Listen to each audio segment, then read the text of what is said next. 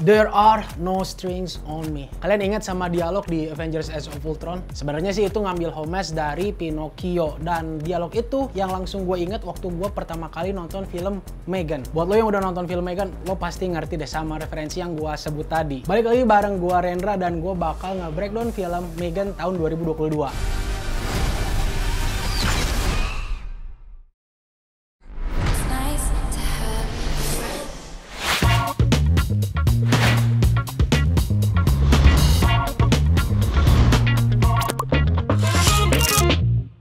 Pas gue ke bioskop sebenarnya gue nggak ada ekspektasi apa-apa. Gue pikir bakal mirip-mirip sama film Killer Doll lainnya. Kan film Killer Doll udah banyak banget di Hollywood dibikin, ada di Indonesia juga banyak, ada Sabrina, ada The Doll. Sekarang ada versi barunya yang fokusnya ke AI. Satu-satunya hal yang bikin gue excited sama film ini adalah pas gue ngecek di Wikipedia, ternyata film ini tuh ditulis ceritanya sama James Wan yang kalian tahu track record film horornya gokil. Dan bener aja pas gue duduk di bioskop ngikutin alur cerita, ngelihat karakternya, gue langsung suka banget sama film ini. Dan di sini gue bakal ngebahas kenapa gue suka sama film Megan. So buat yang belum nonton film Megan, ini bakal jadi spoiler. Ini dia review film Megan.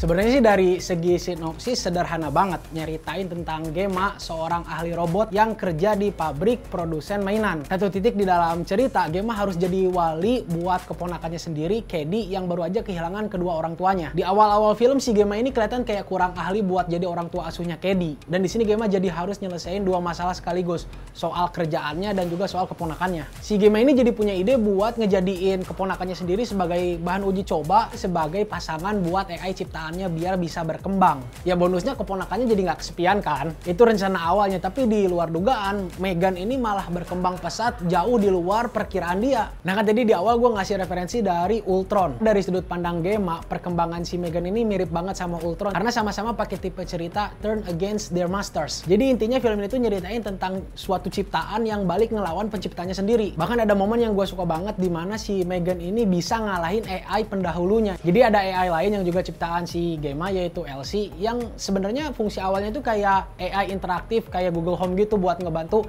keseharian dia di rumah. Tapi tiba-tiba si Elsie itu jadi nggak patuh lagi sama Gemma dan malah ngikutin perintahnya si Megan. Cuman proses si Megan naklukin si Elsie-nya tuh nggak diliatin di dalam film. Dan gue ngebayangin proses ini tuh mirip kayak proses si Ultron waktu pertama kali sadar dan langsung ngebunuh si Jarvis. Jadi Megan tuh paralel banget sama kisahnya Ultron. Cuman gue berani bilang film Megan berhasil bikin cerita Ultron dengan versi yang lebih baiknya dibanding cerita Ultron di filmnya sendiri. Nah sekarang kalau ngomongin hal yang gue suka dari film Megan, yang utama adalah progres ceritanya walaupun pelan, tapi dibuat secara masuk akal dan lama-lama takutnya itu muncul juga. Apalagi banyak detail-detail kecil yang dimasukin yang bikin kedalaman ceritanya lebih menarik. Gak perlu banyak pakai flashback, tapi kita bisa ngerti latar belakang beberapa karakter di dalam filmnya, terutama si Gemma, si Cady, terus bosnya si Gemma. Jadi lewat dialog antar karakter bisa ngebangun karakter secara utuh yang nggak terkesan tipis gitu backgroundnya. Salah satu hal lainnya yang bikin gue berani bilang kalau Megan itu lebih baik bikin cerita Ultron dibanding Ultronnya sendiri adalah proses gimana Megan berprogres dari yang awalnya cuman robot pendamping jadi robot yang pengen nyelakain orang banyak. Gue inget salah satu scene ada di mana si Megan itu merhatiin tingkah lakunya si Gemma yang ngobrol sama si Cady. Gemma ngobrol ke Cady untuk minta bantuan, tapi di sini si Gemma itu kayak memanipulasi si Cady-nya. Dan dari dialog itu kamera fokus ke Megan untuk ngeliatin reaksi si Megan yang kayaknya mempelajari cara untuk manipulasi orang. Nah karena basic cerita itu fokusnya ke AI yang berkembang jadi jahat, sebenarnya film ini kan bisa disebut sebagai science fiction. Tapi gue suka banget gimana elemen science fictionnya dibikin serealistik mungkin di film ini tuh. Salah satu teknik yang dibuat sama penulis atau sama sutradaranya buat bikin elemen science fiction di film ini jadi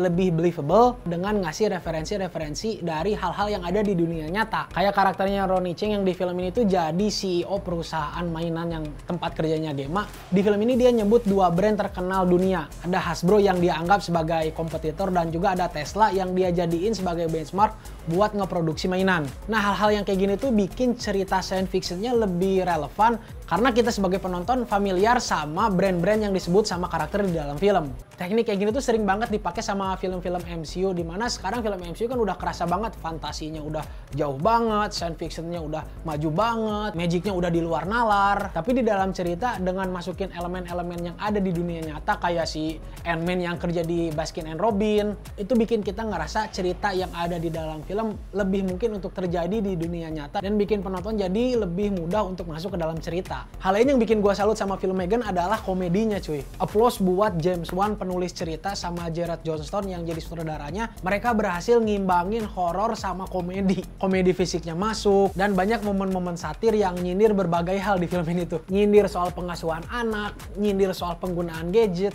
nyindir soal kinerja polisi yang kadang nganggap remeh kasus, sampai nyindir kasus tetangga yang sering ngeganggu tapi tetap pura-pura ramah. Jadi black comedy yang ada di sini tuh ngena banget kalau menurut gue. Tapi momen komedi horor yang paling ikonik di film Megan ini adalah momen dimana si Megan joget sebelum ngebunuh karakternya Ronny Cheng. Dan dari soundtracknya kayaknya gue nangkep film ini tuh pakai musik yang sama yang dipakai di film Joker waktu Arthur Fleck pertama kali berubah jadi Joker.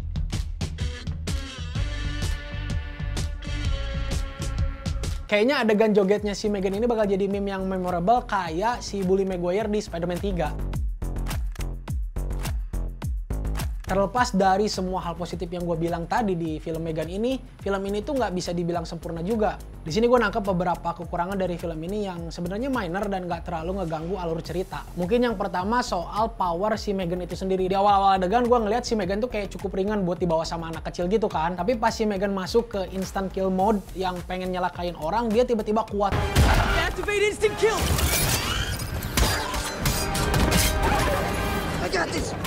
Oh, I got this. Okay, I don't got this. Bisa nangkis orang, bisa ngangkat barang, bisa nyekek. Yang menurut gua kalau dilihat lagi kayak yang kurang konsisten sama adegan waktu si Megan diangkat yang kayak ringan gitu. Terus di final battle yang dibawa ke arah action, menurut gua pribadi agak melenceng sama tema awal di film yang awalnya fokus ke tema soal cara ngasuh anak dengan baik dan benar. Tapi klimaksnya malah dibawa ke adegan pertarungan antara si Megan sama Real Steel. Tapi tetap harus gue akuin planting soal Real Steel di sini cukup mulus karena di awal kita juga udah di tease atau di foreshadow gimana kita bisa ngelihat sosok si Real Steel ini kayak yang mungkin bakal punya peran juga di akhir dan ternyata bener. Tapi gue tetap bisa nikmatin adegan akhirnya yang tetap seru sih. Nah, satu lagi yang menurut gue agak ganggu adalah soal pemotongan adegan sadisnya. Jadi sebenarnya film Megan ini sebelum rilis secara global punya rating rated R. Tapi PH-nya berubah pikiran dan merevisi Megan yang awalnya rated R jadi PG-13. Jadi di Amerika sebenarnya film ini tuh PG-13. Walaupun pas masuk ke Indonesia film ini balik lagi jadi 17+, tapi revisi di awal tadi bikin film Megan ini adegan gore-nya kayak yang nggak utuh gitu. Tapi balik lagi semua miss yang gue sebut tadi nggak merusak esensi cerita yang tetap disampaikan dengan baik dan bikin penonton enjoy. Jadi secara overall Megan melebihi ekspektasi awal gue. Megan punya plot yang menarik, karakternya punya detail yang pas, progres horornya walaupun agak pelan tapi tetap make sense, komedinya masuk ke gue dan tegangnya dapet banget. Menurut gue film Megan ini bisa jadi benchmark baru buat film horor killer doll lain ke depannya. Mungkin bisa jadi inspirasi buat sequel film The Doll atau Sabrina di Indonesia. Dan ya, film Megan ini menghibur banget, salah satu film yang sukses menggabungkan science fiction, horror, thriller, slasher, misteri, komedi, semuanya digabungin dengan takaran yang pas. Jadi overall Megan gue kasih rating 9/10. Recommended banget buat kalian yang lagi nyari film horor yang fresh. So itu dia breakdown review buat film Megan bareng gue Rendra. See you in the next video.